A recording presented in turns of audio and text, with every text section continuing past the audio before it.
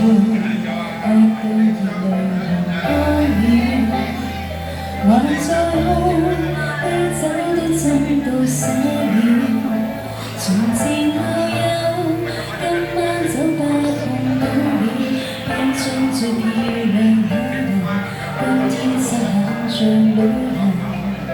誰曾話愛情要關了，才沒抱憾，重逢時又這麼不甘，很久不見，到底發生過什麼事？堅強像你，說起愛哭到停不住，講到未來，只有懷疑與懷疑，邊個令你從此推翻對愛情那些宗旨？春分秋至，到底你經過什麼事？溫柔像你，已長滿尖角和尖刺，可算快樂？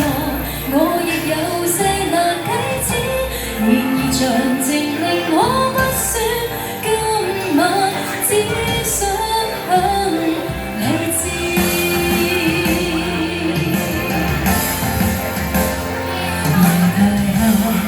太渴望被人擁抱，才恨盡必輸的戀愛圈套。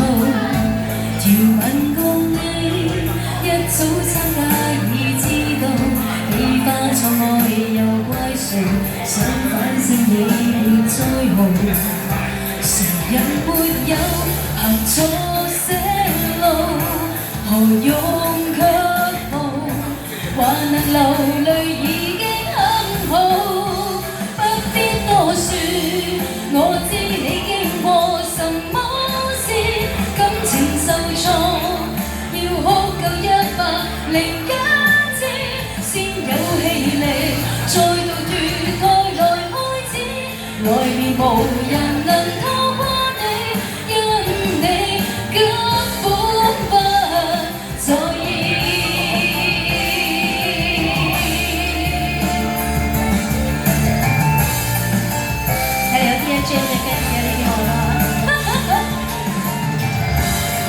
別自殘一生，別望前度在意，你也只要得到你寬恕。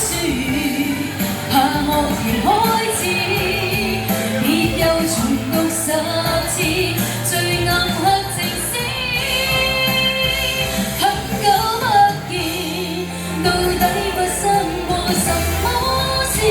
堅強像你，說起愛哭到停不住，講到未來，只有懷疑與懷疑，邊個令你從此推翻對愛情那些宗旨？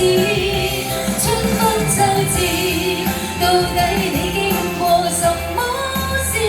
溫柔像你，已長滿尖角和尖刺，可算快樂？